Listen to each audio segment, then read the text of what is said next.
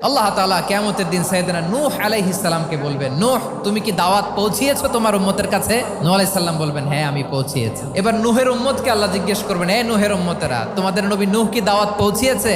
নূহের উম্মত বলবে, না আল্লাহ, কোনো দাওয়াতও আমরা পাই নাই, আপনারাও চিনি নাই, জান্নাতও চিনি নাই, জাহান্নামও চিনি নাই। নূহ আলাইহিস সালাম বিপদে পড়ে যাবেন। তখন আল্লাহ বলবেন, নূহ তোমার পক্ষে কোনো সাক্ষী আছে? নূহ আলাইহিস সালাম বলবেন, আছে। কে?